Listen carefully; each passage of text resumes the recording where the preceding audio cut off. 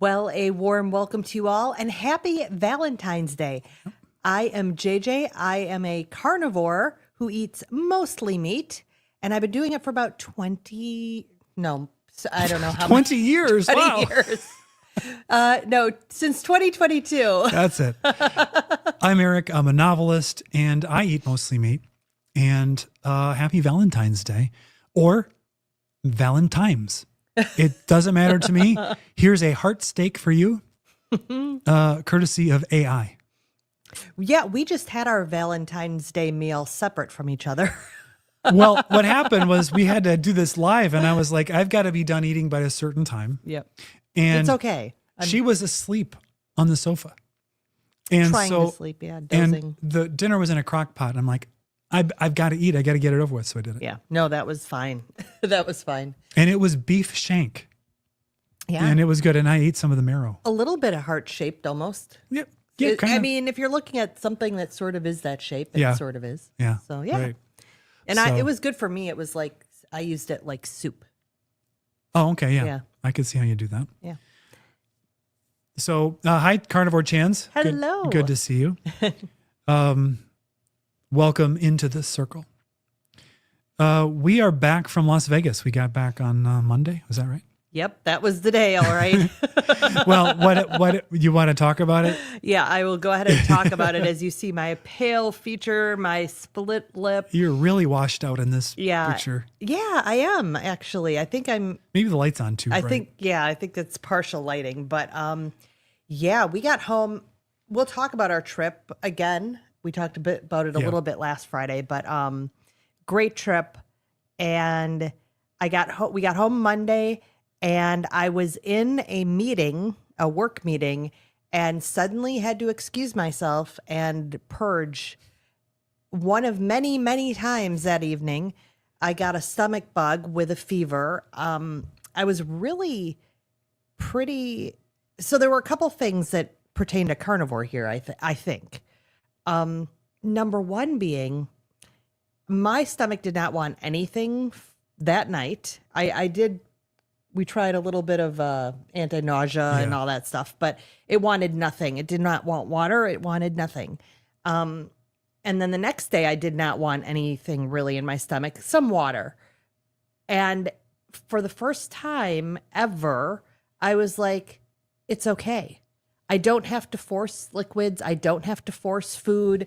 It's okay that I'm not eating and not totally hydrated up to the max, and just let my body do its thing. So that comes from the whole idea of listening to our body as people who are following the proper human diet. So that was an interesting thing. I don't look great today. I've had a little downturn today, but I feel like I got over it pretty fast overall. Well, the fact that we were watching TV the night of, that you were getting up occasionally to go purge, but you were laughing at things on TV. Yeah.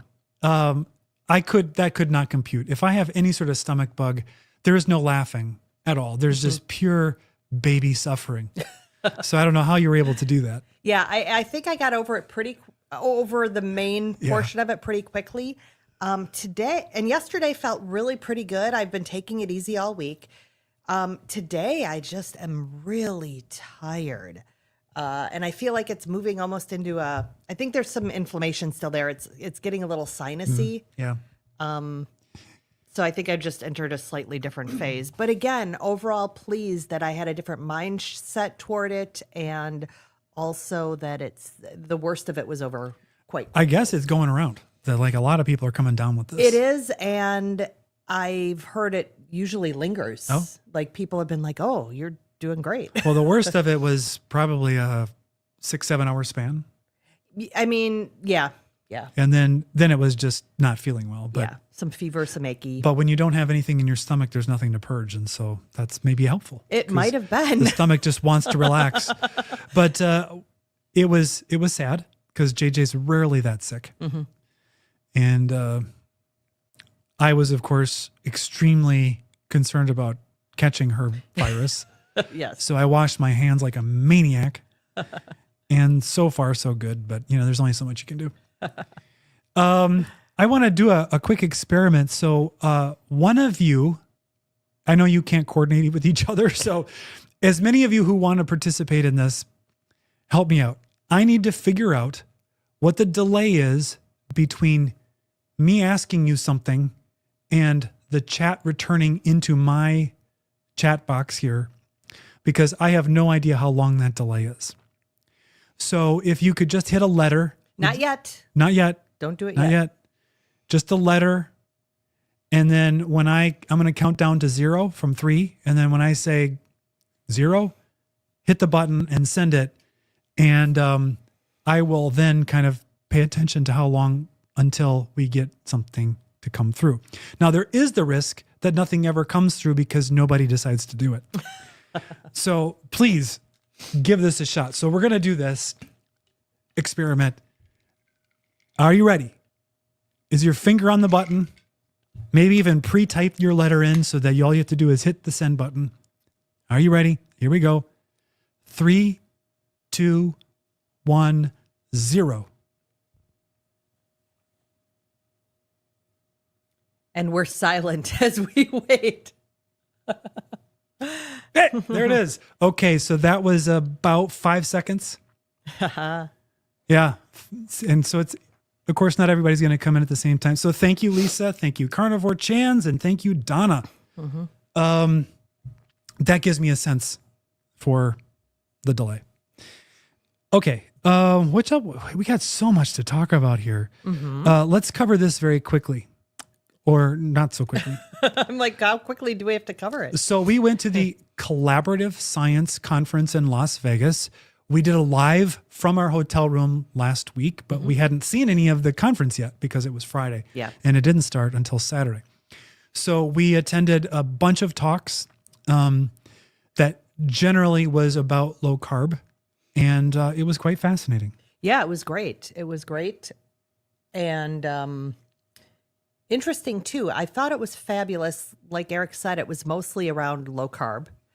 Yet, he, as in Dave Feldman, you've got to be part of my brain today. He also he wants it to be collaborative and doesn't want to close the conversation to other groups, right? That's what has been done. And so it needs to be this free place for people to be able to speak. And so he did invite a vegan. Yeah, that was very interesting. Yeah. I think his name was McCaskill. Yeah, I think you're right.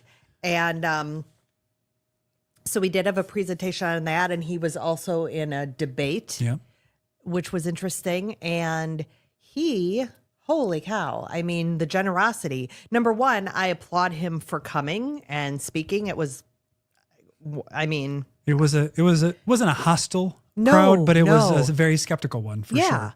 Yeah.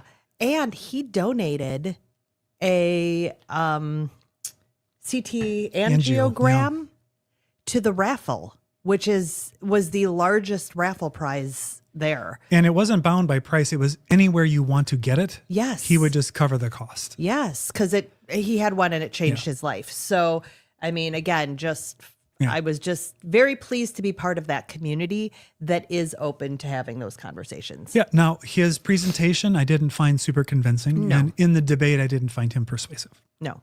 So, but I mean, props to him for actually showing up. And also, let me state that pretty much every speaker comes in and states their biases. Yeah, that's true.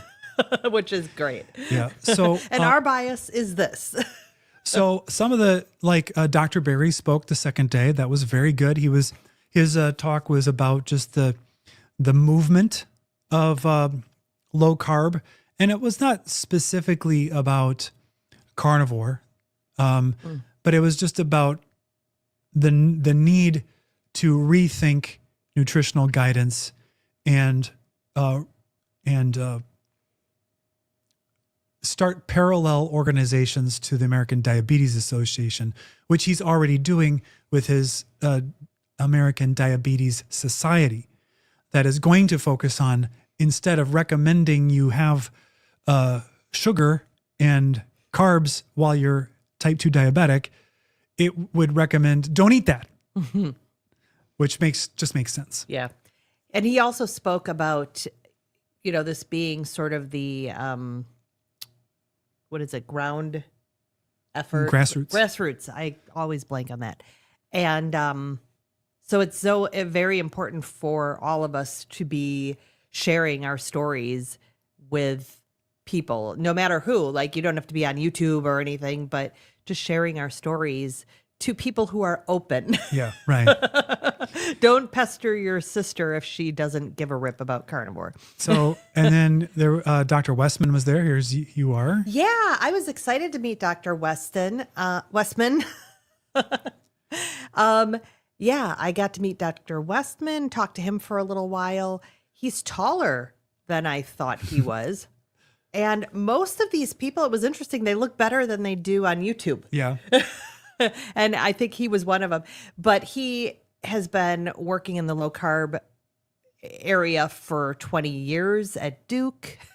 You know that he's at Duke the first Yeah. He never stops 30 talking seconds. about Duke. No, and he jokes about yeah. that. Yeah. And he also he worked with Atkins, or there was some tie-in with Atkins. So he's like holding the torch of Atkins and passing it along. But yeah, it was great to meet him. And he was like the little gadfly, I feel like, who was just asking questions, very pointed questions and things the whole time. So I thought it was just funny, interesting to see that side of him that isn't as much on YouTube, because he comes right out and says on YouTube he wants to be very open to the populace, obviously. And then I'm also there with Amy Berger. And Amy Berger wrote a book about Alzheimer's and low carb. I can't remember the name of it. But she gave a presentation that my husband didn't love, but I was like, he needs to listen to this sometimes. I've told him this. Her presentation, so she's totally for biohacking. She comes out and states she thinks measuring is very important. When she works with people, she often has them doing biohacking and measuring of their blood, lipids, etc. But at some point, it can be detrimental. So, and sometimes I think it can be detrimental for you as well. You can get a little obsessive with the numbers. Yeah. Yeah. And for me too. I mean, don't get me wrong. Yeah. But yeah, so I got to meet her and that was great. And I don't know if I have any other. Oh, Yes. yeah. And then we met Jenny Mittich. So, Yes. Now, I was excited to meet Jenny Mittich because she lives in Chicago area, which is just, south of the border from us. We're fairly close to the Chicago area. So as soon as I saw a video 2 years ago when she said she was in that area, I was like, hey, I need to catch up with her. And she was at our last meetup in Chicago, but we just didn't have the opportunity to touch base with her. So it was great to touch base with her here. We ate dinner with her and her husband, and she gave a fabulous presentation. it was really, in many ways, it was the best prepared and delivered talk of the whole time. Yes. Yes. Some of our doctors, some of the people who are in the medical profession are not public speakers necessarily. It's interesting because it's collaborative science. There were lay people and scientists, doctors presenting, and the physicians. They tend to do PowerPoints where if there's any room, they will put more text on one slide. Oh, lots of text. And we were sitting very far back, and so sometimes the text was impossible to read. But just a very fast-paced clipping through, and then sometimes quite a bit of scientific jargon that was just lost on me. Yeah. If you're familiar with Dom D'Agostino, who's very famous in ketogenic circles and has been for a long time, he was there. He did a presentation, which I liked, and I understood about 30% of it, I think. But very interesting. And there was quite a bit about exogenous ketones and stuff in his talk. Mm-hmm. Dave Feldman, obviously, was kind of putting this thing on, and he was there. He was the MC. Very interesting. He did a really cool talk at the end.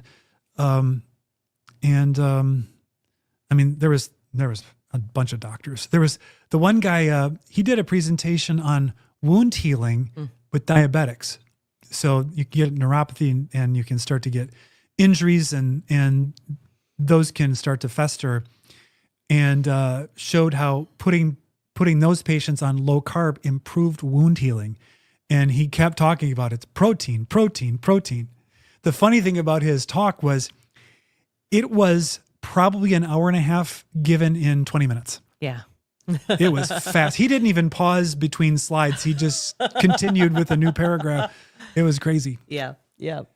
Yeah. But it was really, even like you said, I couldn't understand everything either, but it was great. It was a great community again. Yeah, I'm glad we went. Yeah. Although down in Tampa Bay was another event going on, the Homestead How meetup that included the VIP dinner at Dr. Kiltz's house. And this had a lot of heavy hitters in the community there. But here's the kicker. Kiltz was like giving people just like if you went to the VIP dinner at his house, you got Wagyu steak, right? Yeah. No. Oh yeah. And you got the cutting board and a knife. Oh, wow. Like he was giving away the swag. Oh man. I know.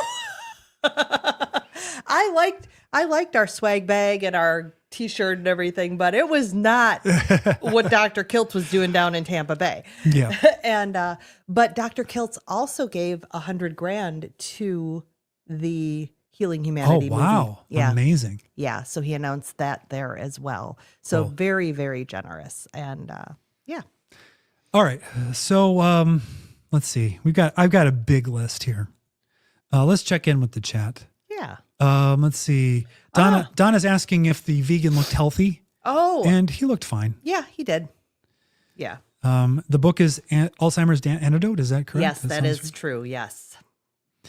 Lisa says, Westman is great, but I can't listen to him because he stresses me out because the way he speaks. Listen to the Carrie video. God, forgive my judginess. No, I actually, so Eric asked about Westman long ago, and he's like, he comes up on my feed. Do you watch him? What do you think? And I'm like, I like him. And I think his reaction videos are a nice little change up for me sometimes. But I told Eric he would not like his speech patterns. Now, he wasn't quite as, I'll say, stammery. Oh, okay. I don't know, as at the meetup, I don't feel like, as he is on YouTube. Well, stammering doesn't bother me that much. I mean, my dad stammered. I kind of do. That's why it irritates you. Yeah, I suppose that's true. Chi-Town's very own. That is Jenny Middich. Yep, Jenny. Oh, if you don't watch Jenny Middich, she does a lot of just testing in general.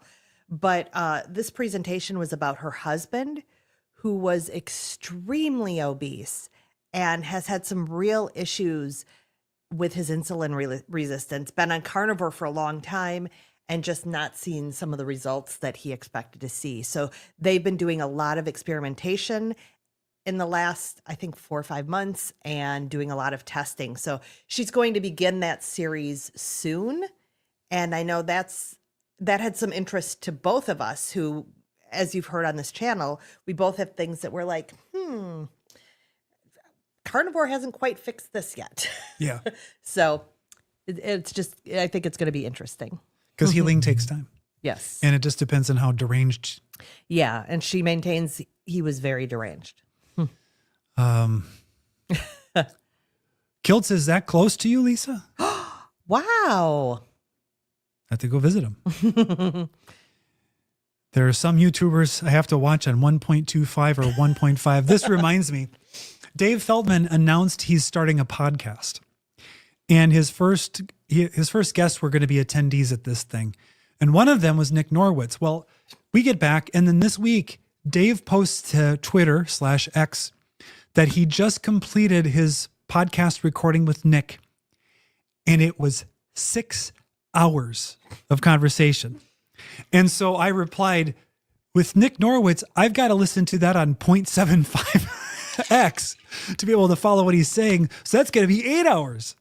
Because he talks fast. He does, but he did not speak He was on a panel. He was on a partial panel. Yeah. Don't think he said much. But he didn't know. So, all right. Let's see. We've talked about that. Let's go to this. I don't know if the last time we were talking, last Friday, we were talking about the Super Bowl because it hadn't happened. Mm-hmm. So I want to quickly congratulate the Birds. I believe this is one of the sports ball players. He looks like he is. From the Birds, also known as the Eagles. I believe that's Jalen Hurts. Correct me if I'm wrong. Congratulations to them and all of their fans. And to the Chiefs fans, I'm sorry. It hurts. Mm-hmm. But you've had kind of a lot of winning, so mm-hmm. I don't feel that bad.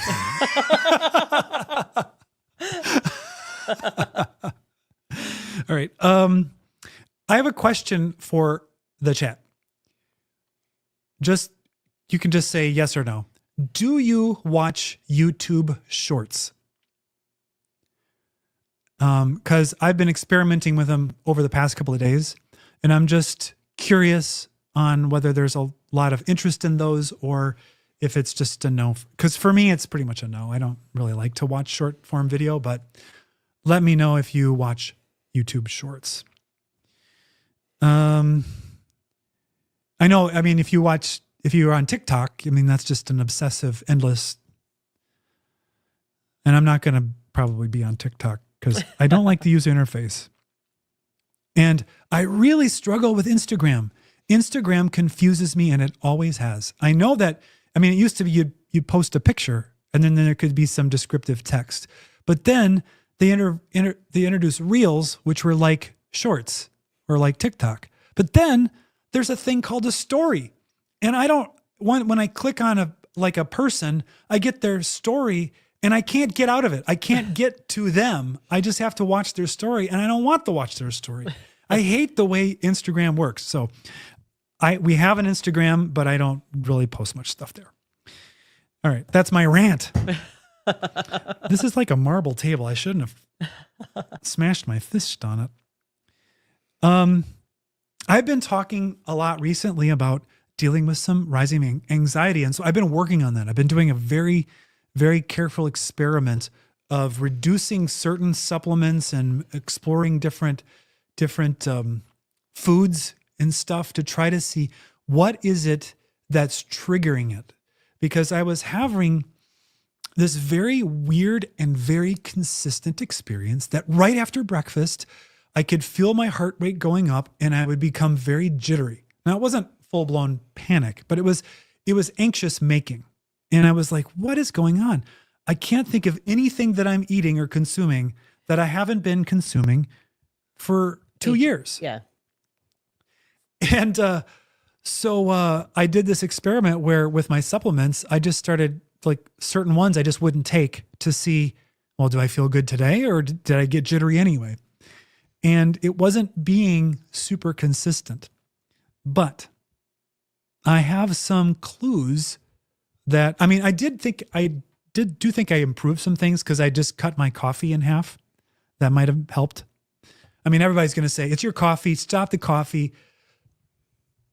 I don't want to hear you say it.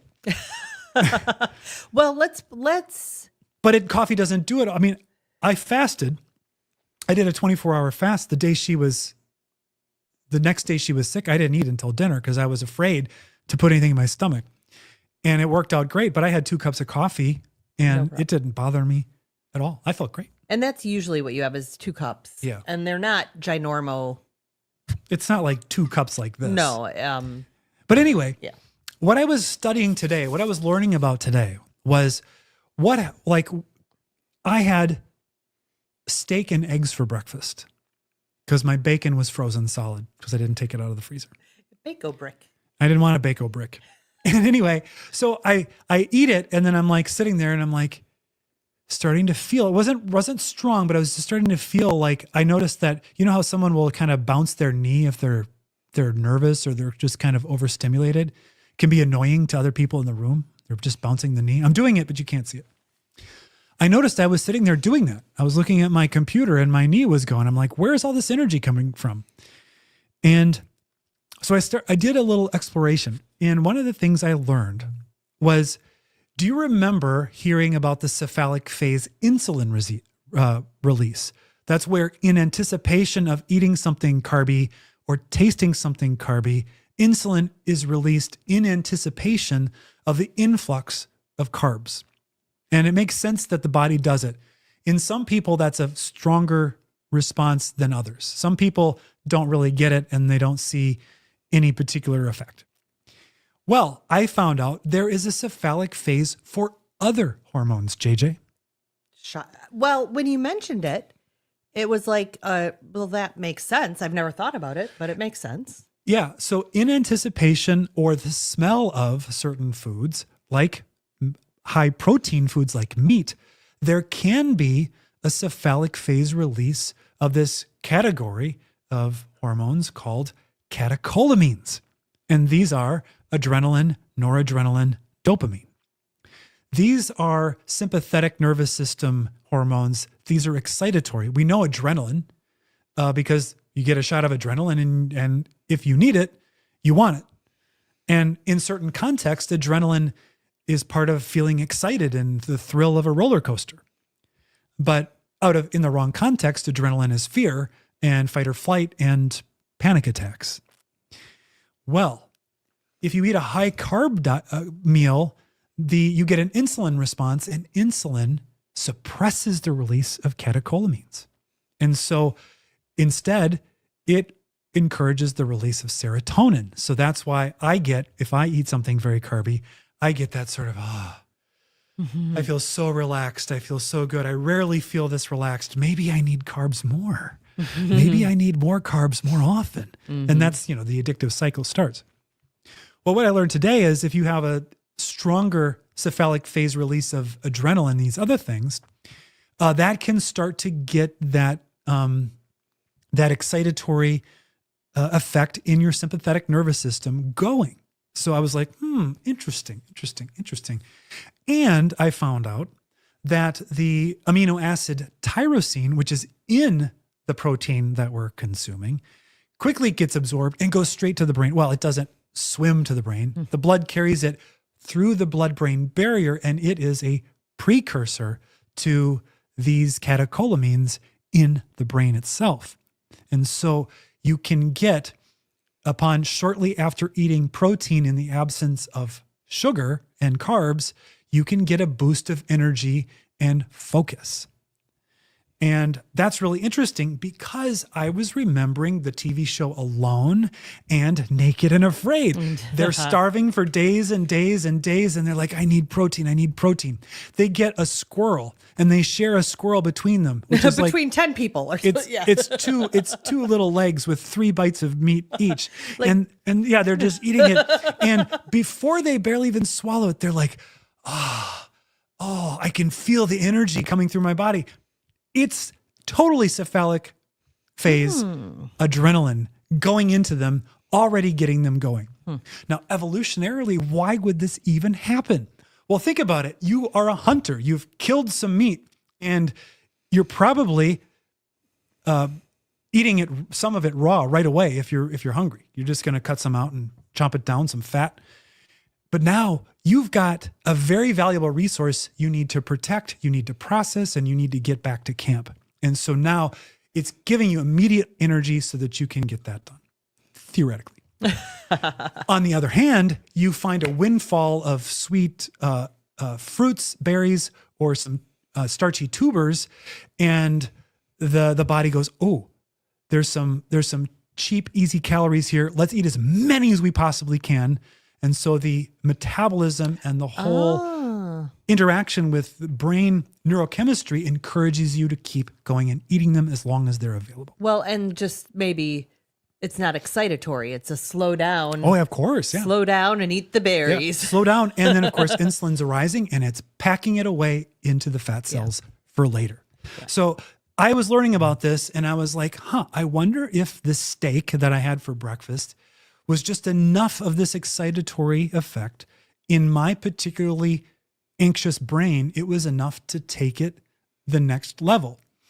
And so I got to thinking, what are the signs of being mostly in sympathetic mode rather than parasympathetic. So not being in rest and digest, but being in that ready to go mode.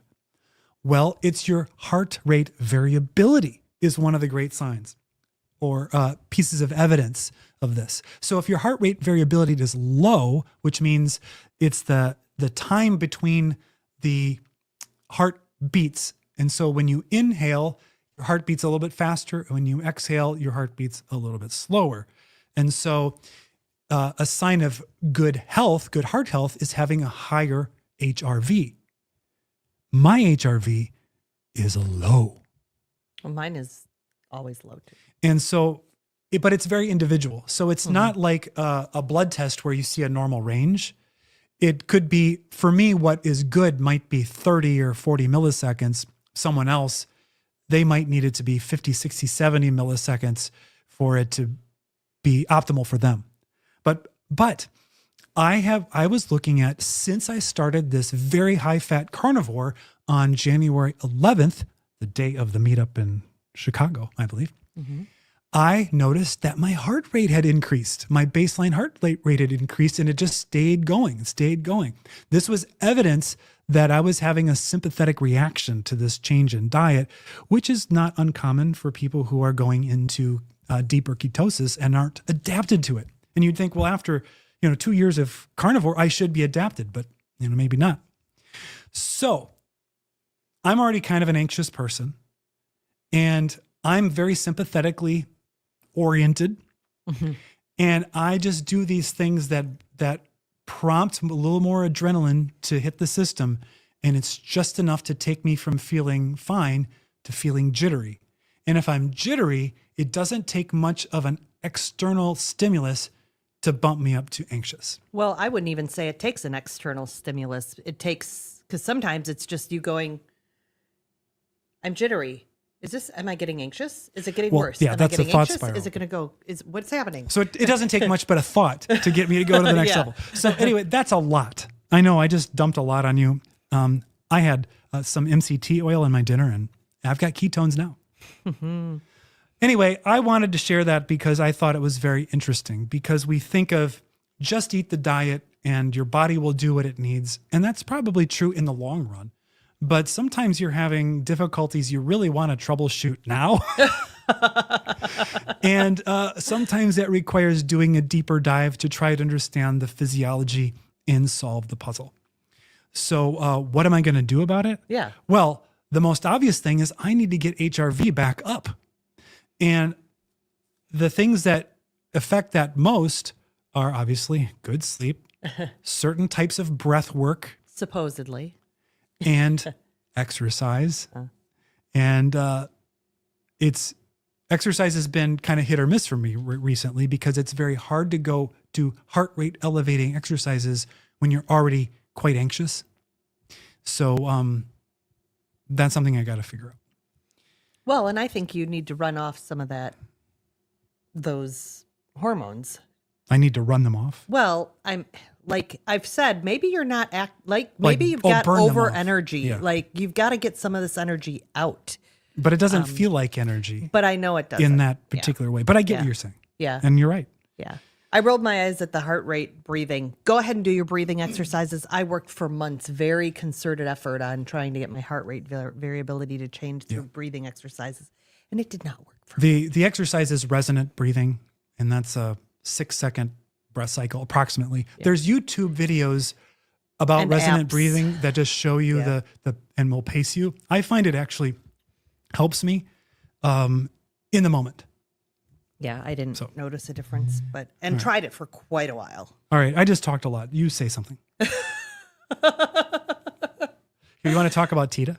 I can talk a little bit about Tita, talk although about it's been a while. Did you guys see this? This is Tita. She is also from the Chicago area, and we met her at the Chicago meetup, and she is a health coach. She's a certified and has all the letters behind her name health coach. And we did an interview with her a while ago, and it has finally dropped. It's finally dropped But her story was very interesting. Sick for decades and then carnivore. And her change, you did the editing, so you'll remember better than I. She had like a really big result immediately. Yeah, she had bad digestive issues. She had basically decades and decades and decades of constipation problems. That was it. And it was solved in 4 days on carnivore. And she had tried everything. I mean, a lot of us do, but part of her going into the health field was to try to fix her own problems. Yeah. And she did every diet, every fiber thing. She did every food sensitivity study. And she would take these magnesium bombs to try to just get things going. And it was just malady. Mm-hmm. The other one was eczema. She had, that one took longer, and she said it actually got mildly worse, and then it really cleared up. Yeah. And those two things are such a huge quality of life improvement that she is now quite the advocate. Right. And it's one of those things too, where again, in her work, she just was trying everything and all the testing and, why is this not working for me?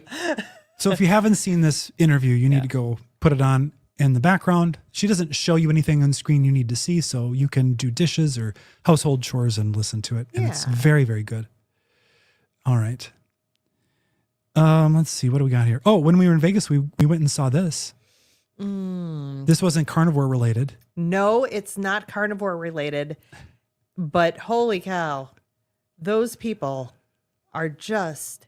So I mentioned last week, we've seen some of the other Cirque du Soleil shows, and I think this was, the Michael Jackson one is sort of its own thing. Yeah. Hard to describe or hard to put it in the bucket with the others.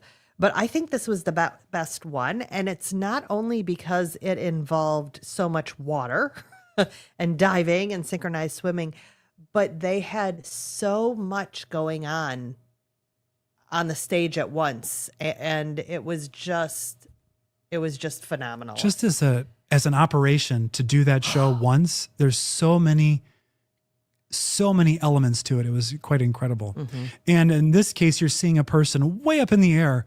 They're jumping off of this swinging sort of, it's not a teeter-totter, but it's a swinging platform. And there's guys on the back who get the momentum going, and then they go way up, and then they jump, and then they land in the pool. Yeah. And it's quite amazing. And we were very close to the stage, and not a drop of water got on us. Yeah. Yeah. It was, we were a little concerned at first, but yeah. But yeah, it was a really great show. I'm glad we got to see that one. Yeah. You did a good job picking out those tickets. Yeah, it was hard for me to press the button to buy now. If you saw the thumbnail for today's video, that's us in Red Rock Canyon outside of Las Vegas. Beautiful day, very windy. The phrase on here, every day stronger, every day more blessed. This is my affirmation, my incantation that I've been using to reprogram my reticular activating system. Yes. Which we talked about a couple of episodes ago. And the idea behind that is you find what you look for.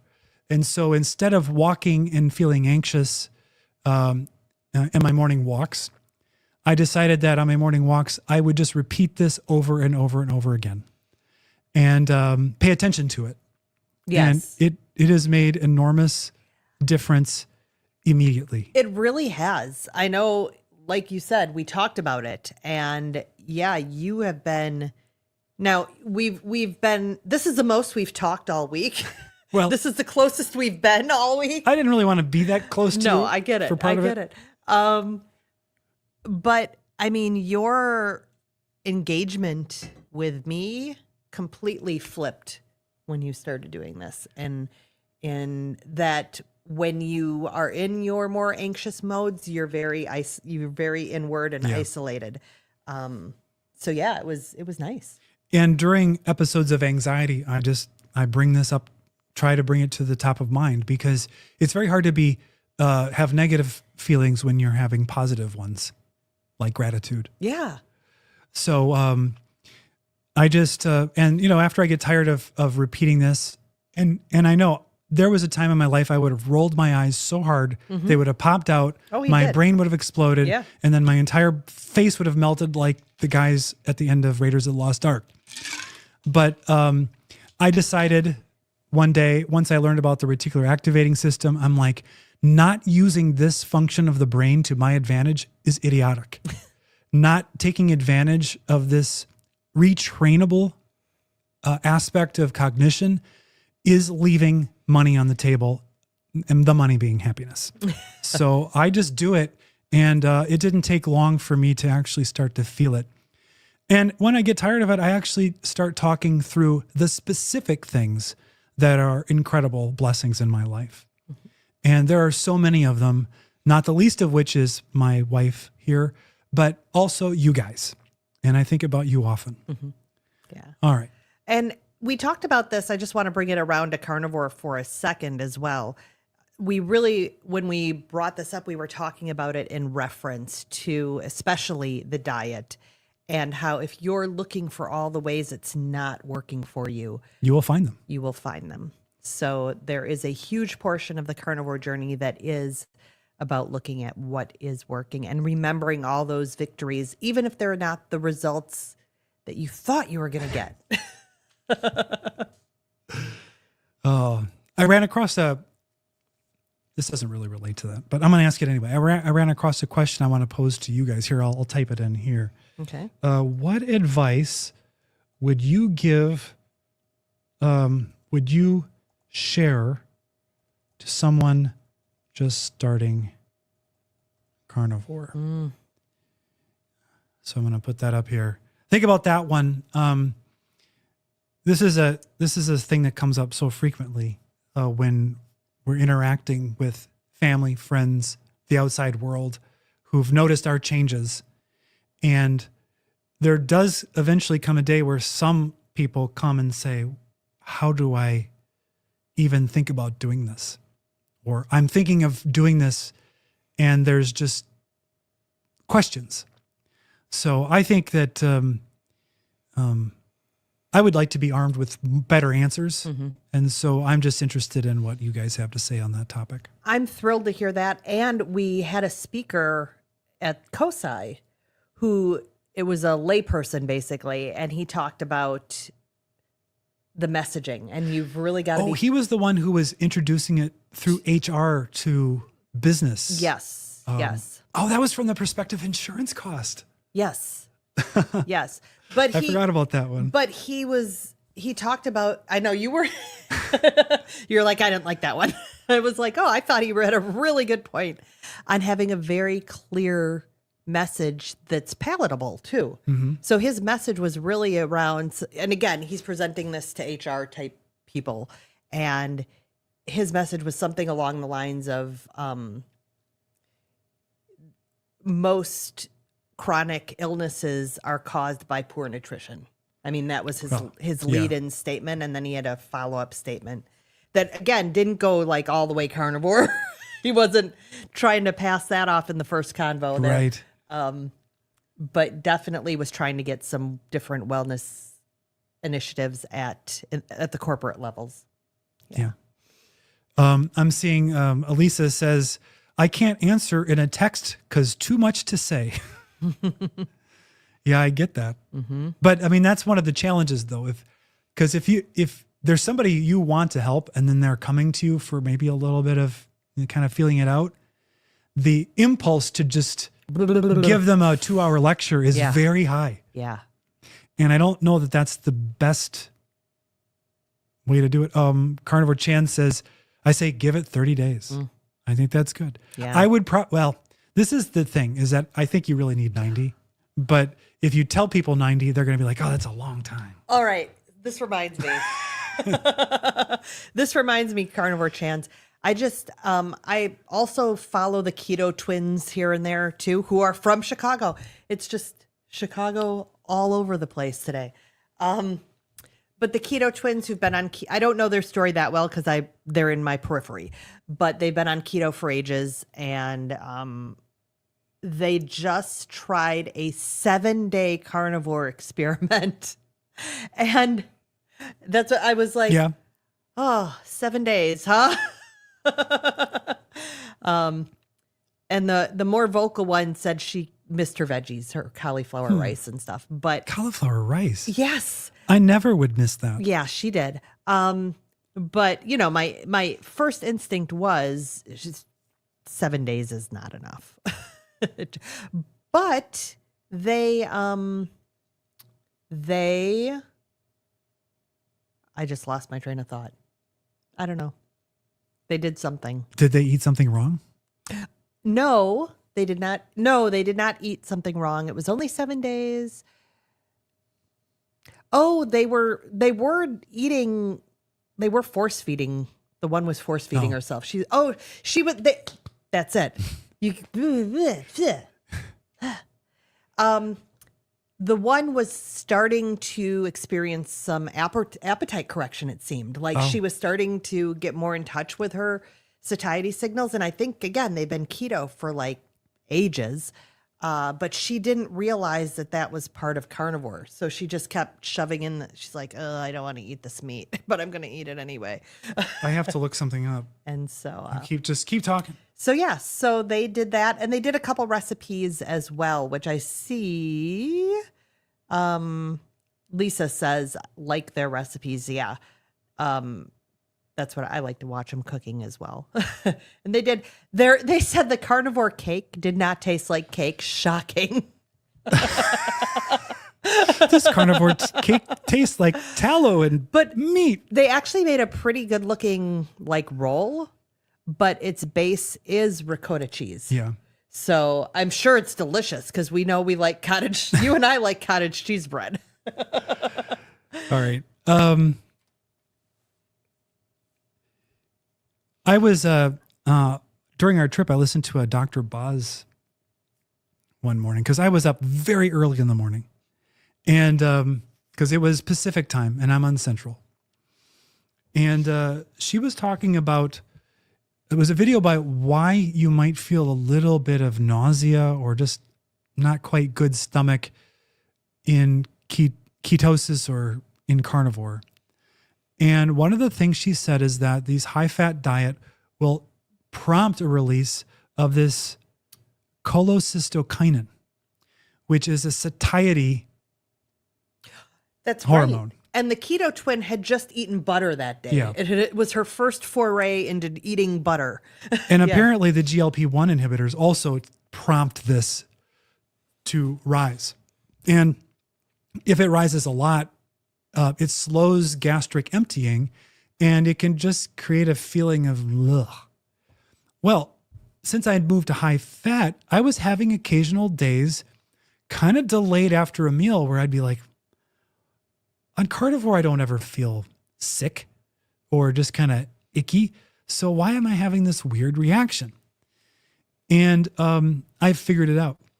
It turns out that in order to balance my macros to the target I was trying to hit in order to do the high-fat carnivore, I was trying to do an 80-20 from calorie perspective. I would sort of figure out my macros by just asking ChatGPT to figure them out. And then I would figure out how much more fat do I need to add? Mm-hmm. And it was often like a tablespoon or 2 tablespoons of fat. So I would get my Eaton butter, which I like, which is unsalted butter. It's the Danish creamery or something. And I'd cut off, 2, little tablespoons of that, and I would gnaw on it and eat it because I kind of liked it. Well, I did an experiment where I just cut out butter. That was it.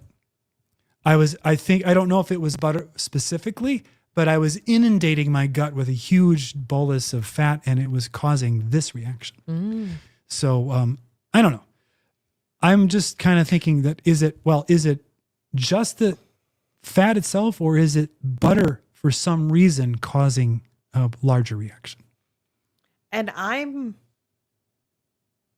curious too, like not about the butter versus another type of fat for you, but I do know you are hungry a lot for carnivore, I feel like.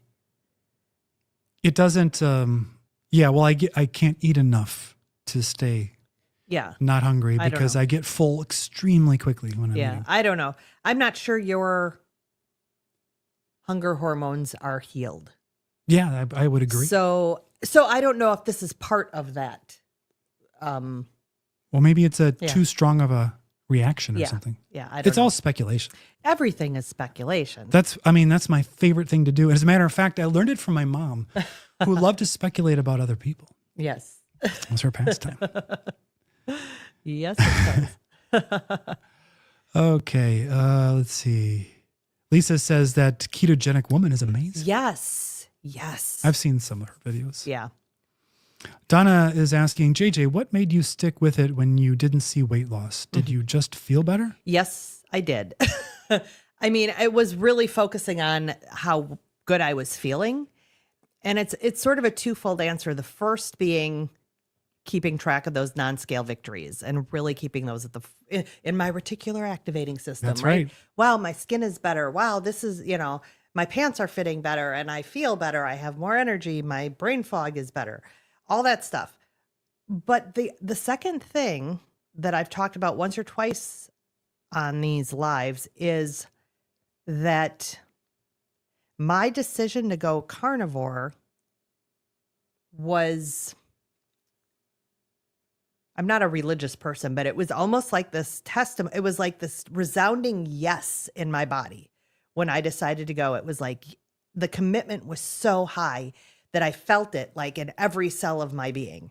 And that's a strange thing. Doesn't happen for me very often. And so it was just such a strong yes for me, period, that there wasn't really a going away from it. So I know you listen to Tony Robbins and stuff, and they're like, oh, make a strong decision and all that, have a strong why. And I had a really strong decision, but it was based on my body. I had a coach who was encouraging me for years to really listen to my body, and my body was a huge yes.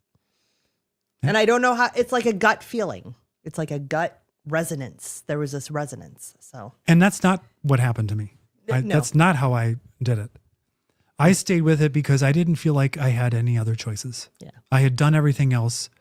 There was no other plan for me to follow other than a stack of prescription drugs. And many of those I was very afraid of because I knew that you develop dependencies. And if you do need to exit those, it's even harder. And I just felt like this is it. I have to just cut out the carbs and just stay with it. And that's what I've done. And now, because of this, I focus on what I have. Now, I have talked a lot about some challenges here, but I do it actually from a perspective of experimentation and discovery and learning. And that gives me a sense of fascination and enthusiasm because I believe that I'm going to actually solve these problems rather than going, oh man, the butter made me sick and I've got this anxiety and there's nothing I can do about it. And I just don't understand which one of these supplements is hurting me when they're supposed to be helping me. It's like, no, I'm approaching it from, I am smart and capable, and I know for a fact that carnivore works. And all I have to do is just find the little tweaks or find the patience, and eventually the healing will come. That experimentation and curiosity is a huge way to approach it. Coming from that different mindset. I remember when I was training to be a life coach and the whole fear of failure. There was a fear of failure. And when it was presented to me by my mentors that, oh, it's not failing, it's an experiment. It was like, what? Mm. An experiment? Yeah, huge. I'm just going to, yeah. She says nausea would be a deal breaker. I can't stand that. Yeah. Well, obviously, if it was just causing me endless nausea, I would give up too. But it was something solvable, and I figured. Yeah.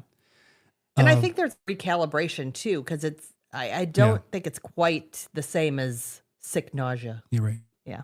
So Debbie says, having something you are trying to heal from is a great reason to stick with it. but all the other things you weren't expecting that happened was such a motivator to keep going. Yeah. And that's exactly right. That's exactly right. Exactly right. And it continues to be the motivator. I mean, I love that I'm at this weight and I'm wearing this size of clothing, and I still look at myself in pictures or in the mirror and I'm like, what? Wait a minute. that game cam picture. Yeah. I was like, oh my gosh, look how fit I look in my big bulky winter coat. So it's great, but it's not at this point why I do it at all. I just had a friend who's going through her health journey, and she's done some lower carb, etc. And she's not going carnivore right now. She's going in a different direction with some guidance. But she was saying, oh, I just want to be able to eat pasta and not worry about it. And, I didn't say anything because I'm just here to support her, and she knows what I do. So, and she's sought my help to a certain extent too. So I didn't say anything, but I was just thinking, oh man, you have to twist my arm. Like I can't, pasta's the furthest thing from my mind. And it's because I know how it makes me feel. Yeah. It has nothing. I know I can eat pasta and not gain weight. And like I can have some here and there, once or twice. Yeah. But I don't want it because I'm not going to be as sharp for the next few days. I'm not going to feel as good. So anyway, yeah. Yep. Lisa says, let's do a 2-hour video. We're going to run out of things. Actually, we got quite a few more things here to talk about. And let's see what they are. Oh, here's something funny I thought I'd share for you. I saw this on X. The Babylon Bee had this fake story. Oh, RFK sworn in on raw 32-ounce ribeye. I don't know. For some reason, it just caught me right exactly in my sense of humor. And I love how they edited the picture of his hand on this giant steak. Yeah. Talking about his confirmation, which is, kind of an interesting subject because, it's a controversial one. The conversation shifts now to, well, what can really be done to address the health issues of the country that from a policy standpoint can happen? And that actually came up on this video we watched together last night. yes. Dr. Bickman was on Jordan Peterson's show, and they talked all things insulin, basically. And, Jordan's famously carnivore.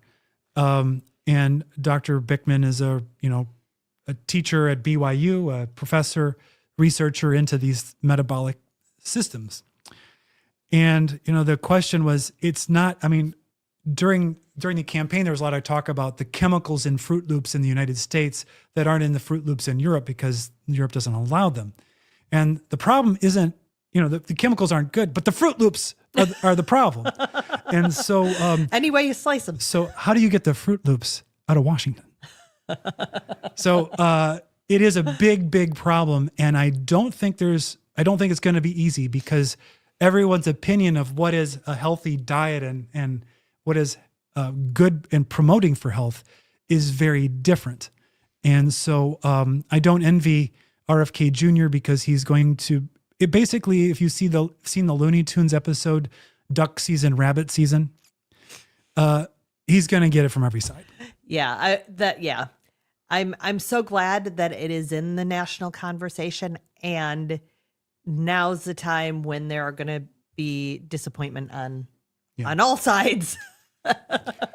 So this video that we've got the screenshot of the thumbnail, Peterson Bickman, was very good. Mm-hmm. Now, there wasn't a lot that was new to us. No. Now, let me just state, though, Bickman, Dr. Ben Bickman, is a professor.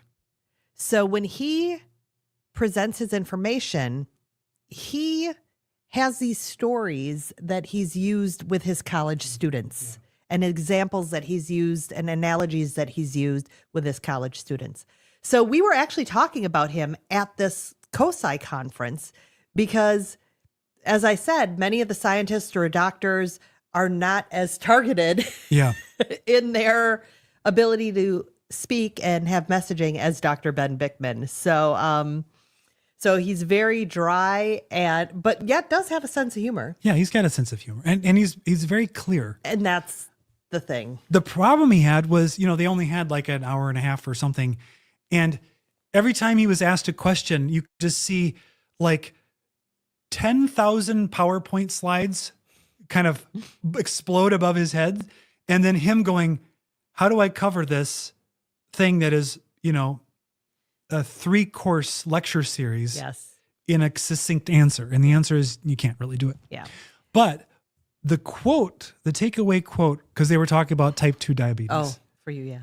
The takeaway quote for me was, doctors are trained to look at blood sugar and they should be looking at insulin. Yeah. And what do we talk about all the time on this channel? JJ talks about it constantly, getting insulin down. Yes. And Yes. that's the whole game. That is the whole game. And it's one of the reasons I do really love his work. And he is not he tends to be, I think, mostly meat, but not totally. Because It's low carb. he's low carb. Yeah. And so his messaging, again, to people who might not be into the carnivore sphere Yeah. is very good. And the number one thing is prioritize protein for him. Cut carbs, prioritize protein. Don't fear fat. Like, he's got some steps that are really ways that people can wade into a healthier lifestyle. Absolutely. Yeah. And the conversation really centered around all of these top killers: cardiovascular disease, cancer, diabetes, Alzheimer's, you name it. All at the core are metabolic diseases. Yeah. From Bickman's point of view. Yeah. And there's strong evidence for that. And once the paradigm shifts to look at it from a metabolic standpoint, rather than these, maybe like for instance, cancer is often seen as a genetic issue. And he was talking about, it's not the nucleus of the cell that transmits cancer or metastasizes cancer. It's a mitochondria. And the mitochondria is all about metabolism. And he talked about an experiment they did with the animals where they took the nucleus in one cancer cell and put it in a healthy cell, and that cell didn't develop cancer. They took the mitochondria from the cancer cell and put that onto a healthy cell, and that developed cancer. And so understanding that, it sort of like totally twists the brain around and says, yeah, get the sugar out of the body and get the insulin down and start resolving these problems, mental health issues. Autoimmune. When we did our interview with Charlie, Yes. Darth Carnivore. That's right. Yeah. Right? It hit me because his story was coming from a lot of it, the perspective of being a dad and wanting to be a good father and be around for his child.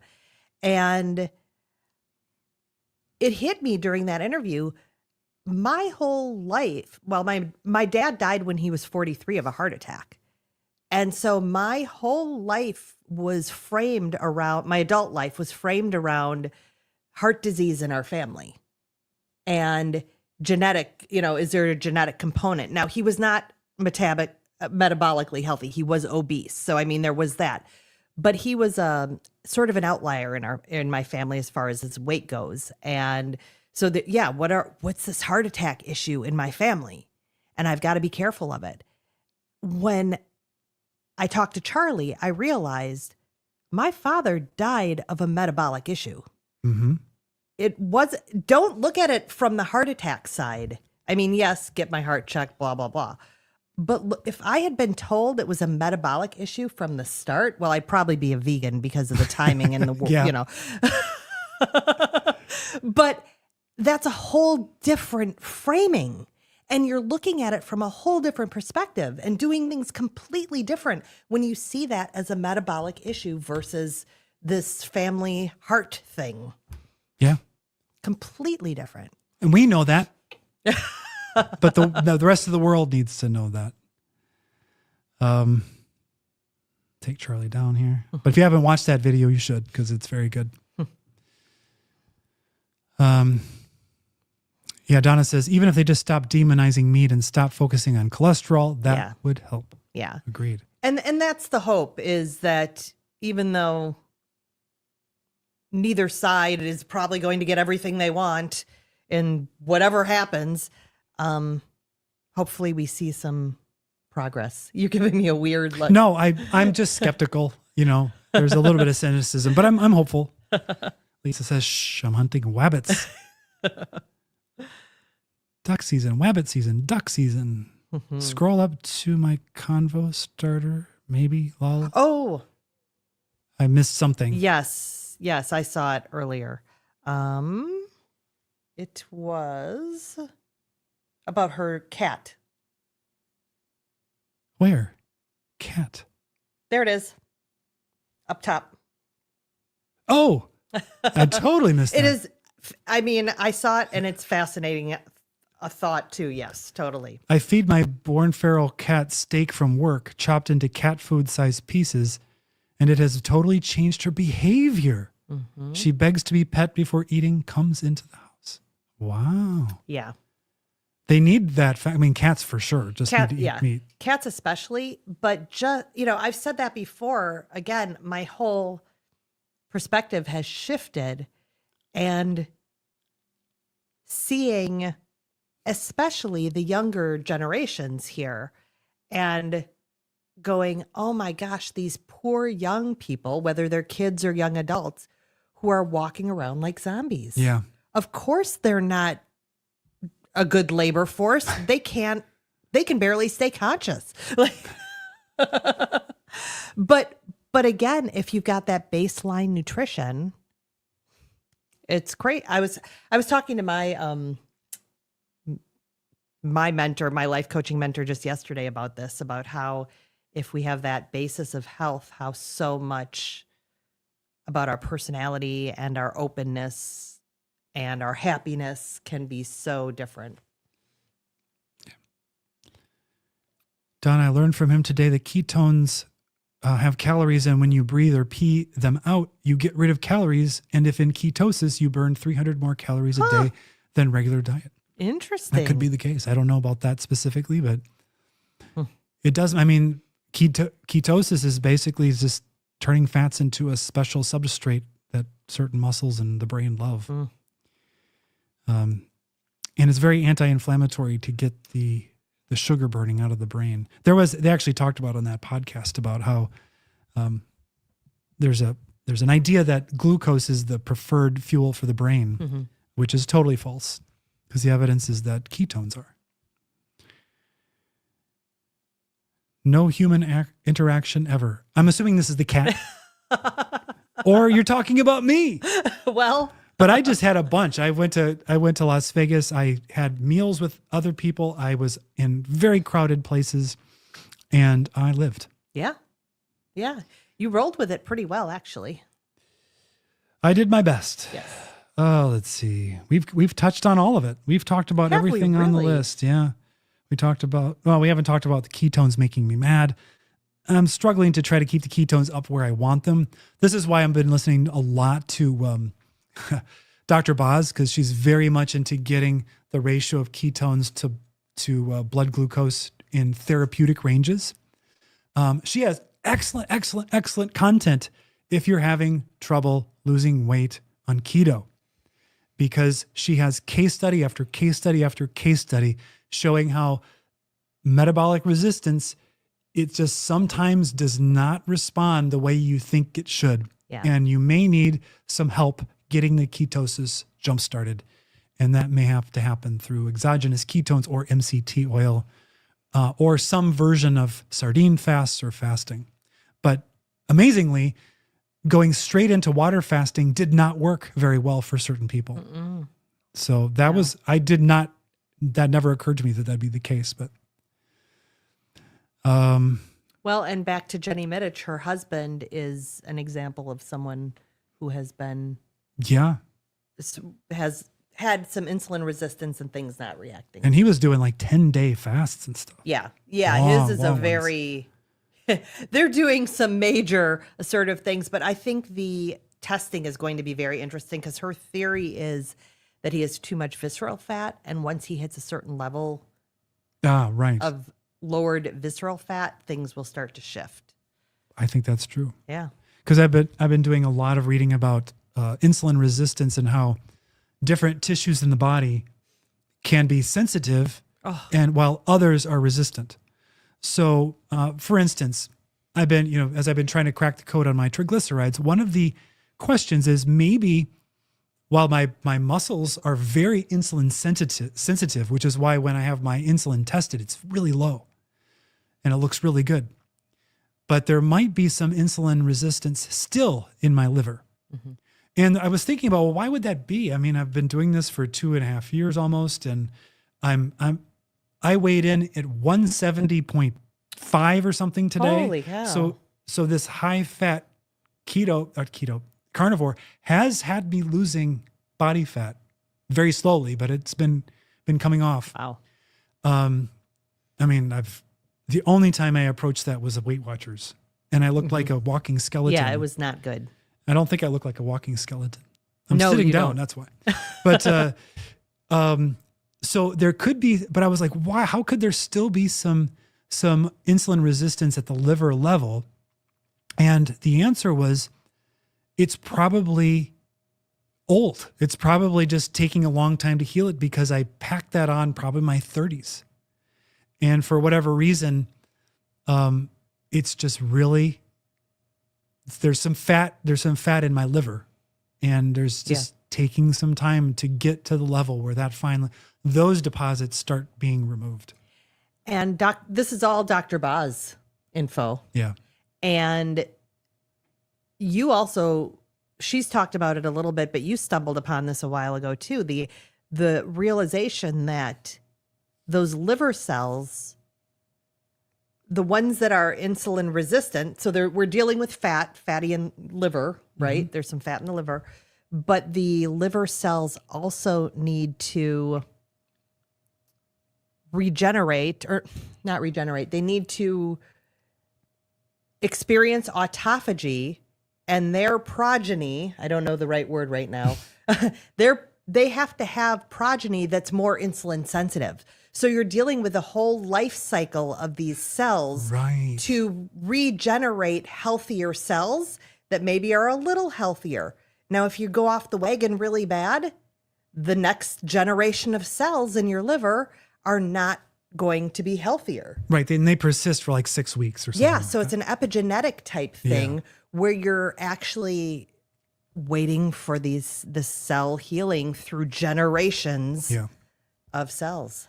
So why am I worried about ketones? I'm trying to get into more therapeutic ketosis to see if that helps with some of my mental health issues, but also to try to get some of JJ's carnivore bliss that she can get into and just see what it's like to experience it in my life. And Lisa's cat. Right. And I think I'm getting there.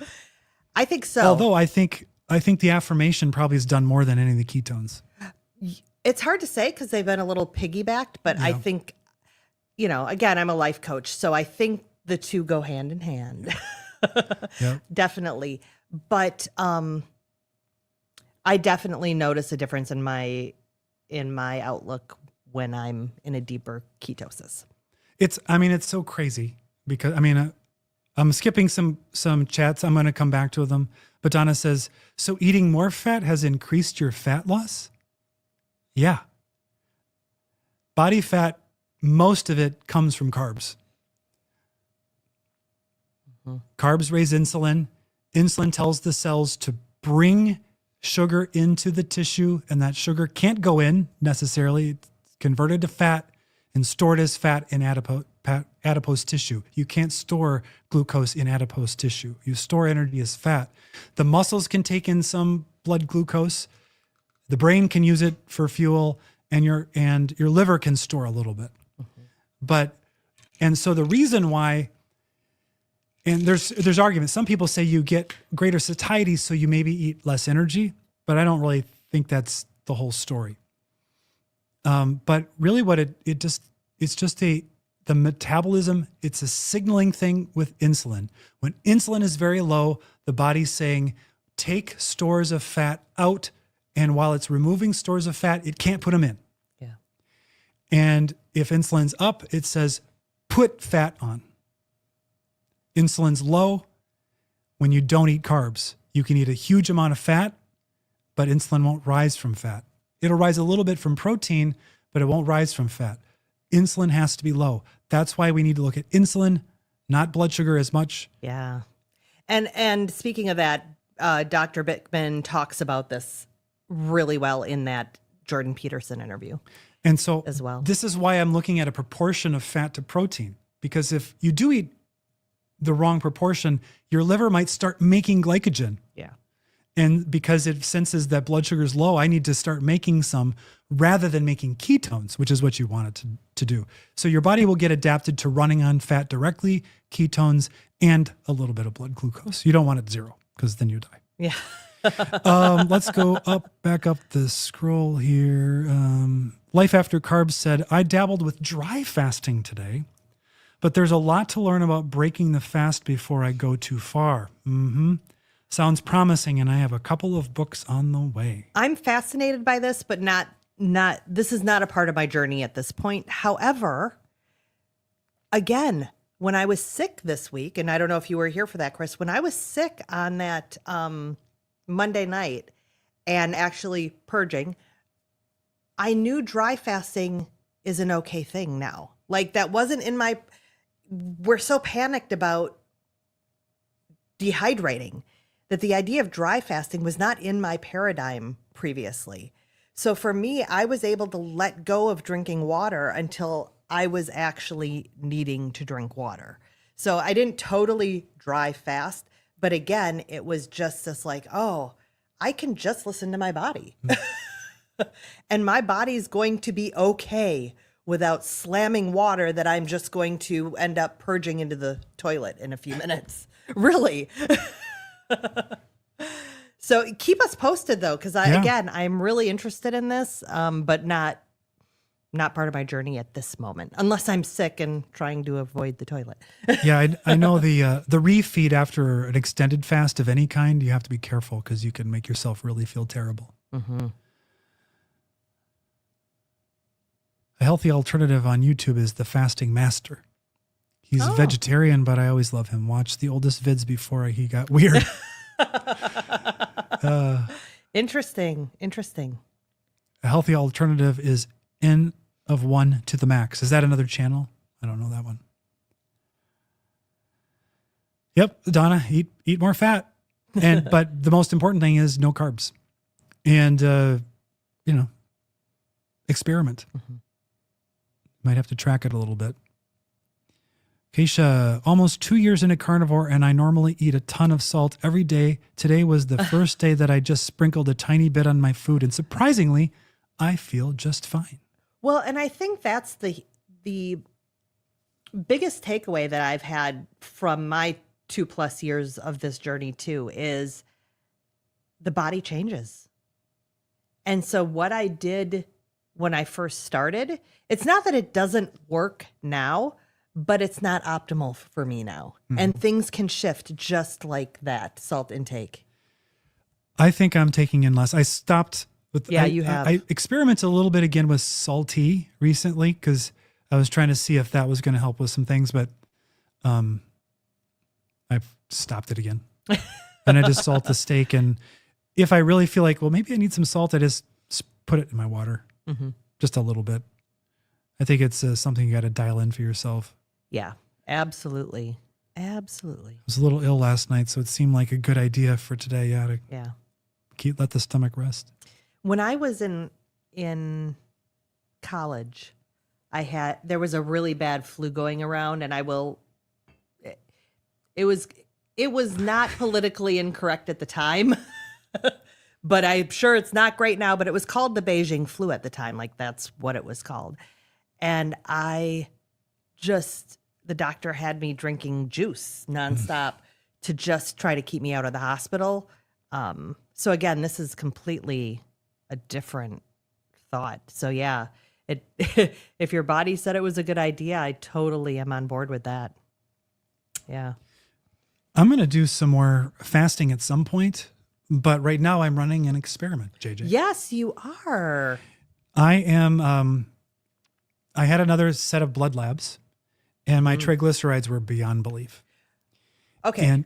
And that was surprising to me because I had been trending downward. Yeah, I was going to say you were trending downward. Yeah.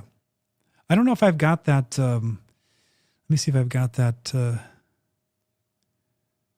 here. I don't think I do in here. No, I don't see it. But it had been trending downward with your sort of standard carnivore that you were doing, so not the high fat. Every 4 months, a blood test, and it had been up to like, I don't know, it was like 300 and then 200 and then, slightly lower. And then 2 times in a row, 115.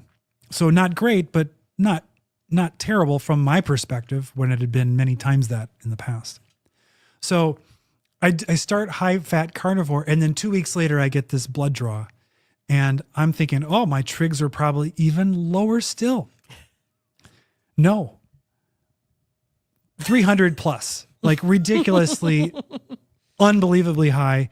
Yes, I fasted an appropriate amount of time. I think it was 13 hours. Believe me, he did it all. It's 12 to 14 is kind of the window. I was right in there. Mm-hmm. It was a traumatic blood draw, so maybe my body just went into some sort of an energy release. But I've been researching it, and I decided I needed to do an experiment because there's some technical reasons why it might have happened. It could be I'm just eating way too much fat, and my body just can't use it up, and for whatever reason. And because my insulin is low, it can't store it. And so my energy expenditure maybe is just too low for that. But another alternative is that I'm eating too little. And this was quite intriguing because none other than the Dave Feldman, who put on the COSI conference we went to, has done the experiment where he did a period of sort of isocaloric eating. So basically energy balance. And he measured his lipids every single day, every morning after the fast, and established a baseline. And then he did hypocaloric, which is lower than maintenance calories. He did that for a period of time, and then he did higher than maintenance by like 50%. So dramatically different. And what was very, very fascinating was that when he consumed too few calories for his body size, his metabolic rate, his LDL and his triglycerides went up. You would think, oh, you're under eating. That's the classic form of how you lose weight. And his numbers got worse. When he ate more than maintenance, his numbers came way down. It was really fascinating. And then he had a bunch of, people that were on his cholesterol code forum repeat this, and they all ended up getting this, what he called the inversion pattern occurring. And there is a very prominent spike. I mean, it's just really interesting that can happen when you transition from low calorie to high calorie. It's delayed by 1 day. And it's just this really cool graph. And I'm like, I'm doing that. So I have the little, it doesn't look like this, but it's a little cardio check device that has home strips that you can get a lipid test, HDL, trigs. It calculates your LDL. Nobody cares about LDL. But it's not the same test as what Quest or LabCorp does, but it's consistent to itself. So I am currently in the baseline phase, and already it's kind of interesting to me. So I will report on that when I have any data. And you've been worried that you've been under eating because you've been eating more fat? Because I've been eating more fat and I just can't eat that much. Mm-hmm. I get so full at a meal. Now you say that I'm starving all the time. That's not my perception. I do eventually become very hungry in the course of the day, but I don't feel like I'm starving all the time. Mm. So, I'm doing that experiment. It's quite fun. There's a lot of poking and bleeding. But I'm tracking my macros. I'm tracking my calories. I mean, I'm using ChatGPT to calculate it for me. And I'm tracking my morning ketones, my morning blood sugar, how I slept last night, body weight, body fat percentage, which by the way is 18 right now, according to my scale. I mean, those impedance scales are, plus or minus probably 3 or 4. I don't know. So anyway, it's going good. I'm tracking nothing right now. Remember, like it was about a week before we left for COSI, I was like, my my ketones are frustrating me too. I'm just going to take a break. Yeah, I'm not, right. I'm not changing how I'm eating at all. I'm still eating, well, being sick I have, but I still was trying to eat high fat and do everything the same, but I just got done. I was done tracking and now I've been sick. So I've been not eating a lot and not tracking a lot. If you're watching this and you're like, I would never do that. If carnivore requires me to do all that, I'm not doing it. It requires none of that. No. You don't ever have to do it. No, and I would have never, I've said this before, in addition to my, strong decision to do carnivore, I always knew that some sort of eating plan that I had to do had to be fairly simple and sustainable. Like all this stuff where you're counting calories and like what you're doing, which I get for a period of time, that's fine. But like counting Weight Watchers points for the rest of my life, No. I couldn't conceive of that. That's not sustainable for me. So when carnivore came along and it was really just focus on meat, I can do that. I can do that. Yeah. And that's what I did. And that's one of the things I tell people when they're questioning me is just shift your focus to meat. Like that is number one. Cause then they go, well, is that a keto diet then? Yes. But don't worry about keto. Just start focusing on meat. If you can. If you can. If you're like me, you can't. You can't focus on meat? I can't just focus on meat. I have to do some looking at data. Oh, yeah. And I have to speculate about how the mechanisms work. And I enjoy learning about it. Yeah. As long as it's not increasing my anxiety, it's good. If it increases it, it's bad. Yeah. Yes, that's when I start to say, step away from the data. Have we watched Justin Dorff? Mm-mm. Him and AHA are my most fave collab. I don't know either of them. I don't know what AHA is. Is that in reference to our other? It could be. I think so. Yeah. Oh, a healthy alternative. Yeah. Yeah. Fat cells releasing it into the bloodstream from too few calories. Maybe. It's also possible that the liver is not getting the message that the body already has enough energy, and it's still manufacturing VLDLs and kicking them out, and kicking them out and kicking them out. So part of the reason I'm doing it is that what happens with my trigs will tell me some things about what my liver is doing. Yeah. And once I have the data, I can actually explain it. But because there's no way to really, there's no tests to just go, oh, my liver's still experiencing insulin resistance. Not really. Not really. So it's fun. And of course, Dr. Barry would say just practice capital vitamin P, capital P, but vitamin P, which is the other thing. Again, if you're not into all the data, just have patience. This is funny. I ate a stick of butter yesterday and pooped my life away. I usually eat crispy fried fat bites first thing and never have poop. I've never heard the phrase pooped my life away, but it sounds like it needs to be a song, doesn't it? Well, that's what I'm thinking. What is that? I'm driving my life away. That's what I'm hearing in my head. Oh, that's funny. All right. Well, it's 2 hours and a half, JJ. I know. And you aren't even feeling that well. I know. I've perked up a little since we started. So we probably should call it at 7 p.m. But Central. I look at I haven't even been wearing my watch. We just finished watching a complete run of Friends last night, so we're all sad. Yeah, because it's over. It's over again. Yeah, eventually we'll start with episode 1. A few years down the road. Then we'll watch it through again, and we'll have the same laughs at the same points. All right, so we're gonna sign off, and I'm gonna say, every day stronger.